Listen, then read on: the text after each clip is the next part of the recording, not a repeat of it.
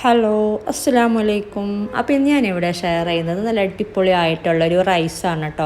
അപ്പോൾ ഇതിന് നമുക്ക് ചിക്കനോ മട്ടനോ മുട്ടയോ വെജിറ്റബിൾസോ ഒന്നും വേണ്ട. ഇതുണ്ടാക്കിയെടുക്കാനായിട്ട് നല്ല ടേസ്റ്റും ഉണ്ട്. നമുക്ക് കുട്ടികൾക്കൊക്കെ ഉണ്ടാക്കി കൊടുക്കാൻ പറ്റിയ നല്ലൊരു റൈസാണിത്. അപ്പോൾ നമുക്ക് നോക്കാം.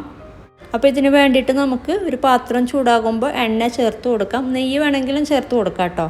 എണ്ണ ചേർത്ത് കൊടുത്താലും മതി. ഒരു 3 ടേബിൾ സ്പൂണോളം ചേർത്ത് കൊടുക്കുക. ഇതൊന്ന് ചൂടായി വരുമ്പോഴേക്കും നമുക്ക് ഇതിലോട്ട് കുറച്ച് കാര്യങ്ങൾ ചേർത്ത് കൊടുക്കാനുണ്ട്. അപ്പോൾ എണ്ണ നല്ല ചൂടായിട്ടുണ്ട്. ഇതിലോട്ട് നമുക്കൊരു 1/4 ടീസ്പൂൺ കടുക് ചേർത്ത് കൊടുക്കാം. അതുപോലെ ഒരു 1/4 ടീസ്പൂൺ ഉഴുന്ന് പരിപ്പ് ഒരു മീഡിയം ഫ്ലെയിമിലോട്ട് ആക്കി വെക്കാം കേട്ടോ. പിന്നെ ഒരു 1/4 ടീസ്പൂൺ കടലപ്പരിപ്പ് അതും കൂടെ ചേർത്ത് കൊടുത്തിട്ടുണ്ട്. ഇനി ചേർത്ത് കൊടുക്കാനുള്ളത് ക്യൂമിൻ, ചെറിയ ജീരകം. അപ്പോൾ ഓൾമോസ്റ്റ് 1/4 ടീസ്പൂണോളം ചേർത്ത് കൊടുക്കാം കേട്ടോ. എന്നിട്ട് ഇതൊന്ന് വഴറ്റി കൊടുക്കുക. ചെറുതായിട്ടൊന്ന് കളറ് മാറി തുടങ്ങുമ്പോൾ നമുക്കിതിലോട്ട് വേറെ കുറച്ച് കാര്യങ്ങൾ ചേർത്ത് കൊടുക്കാം.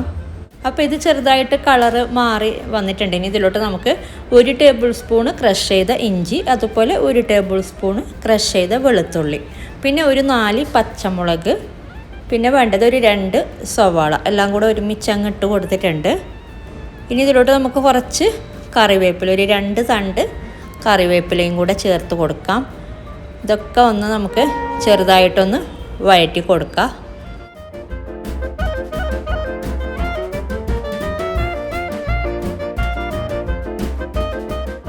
അപ്പോൾ ഇത് വഴറ്റിയെടുത്തിട്ടുണ്ട്. ഇത്രയും മതി, ഒരുപാട് അങ്ങ് വഴറ്റിയെടുക്കണമെന്നില്ല കേട്ടോ. ഇനി ഇതിലോട്ട് നമുക്ക് ഒരു 1/2 ടീസ്പൂണോളം മഞ്ഞൾപ്പൊടി ചേർത്ത് കൊടുക്കാം, ആ ഒരു കളർ കിട്ടാൻ വേണ്ടിയിട്ട് റൈസിന്.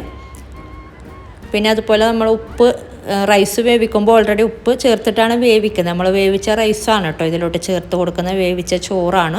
അപ്പോൾ അതിനനുസരിച്ച് ഉപ്പ് ചേർത്ത് കൊടുത്താൽ മതി. അപ്പോൾ ഇത് ചെറുതായിട്ടൊന്ന് മിക്സ് ചെയ്ത് കൊടുക്കുക. എന്നിട്ട് ഇതിലോട്ട് നമുക്ക് വേവിച്ച് വെച്ച റൈസ് ചേർത്ത് കൊടുക്കാം. അപ്പോൾ ഇത്രയും മതി. ഇതിലോട്ട് നമുക്ക് വേവിച്ച ചോറ് ചേർത്ത് കൊടുക്കാം.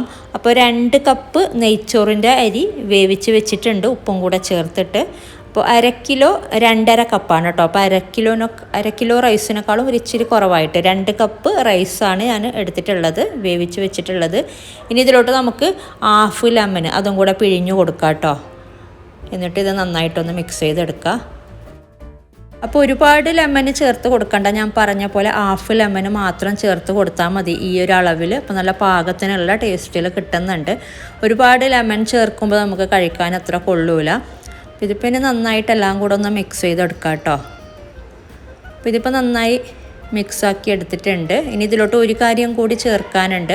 അപ്പോൾ ഇതിനെ ചിത്രാന എന്നാണ് കേട്ടോ ഇവിടെ പറയാറുള്ളത്. അതുപോലെ ലെമൺ റൈസ് എന്നും ചിലർ പറയുന്നുണ്ട്. ഇനി ഇതിലോട്ട് നമുക്ക് പീനട്ട് റോസ്റ്റ് ചെയ്തത് ഒരു 3 ടേബിൾ സ്പൂണോളം റോസ്റ്റ് ചെയ്ത് വെച്ച പീനട്ട് ചേർത്ത് കൊടുക്കുക. എന്നിട്ടൊന്ന് മിക്സാക്കി എടുക്കുക കേട്ടോ. അപ്പോൾ ഇത്രയേ ഉള്ളൂ സംഭവം.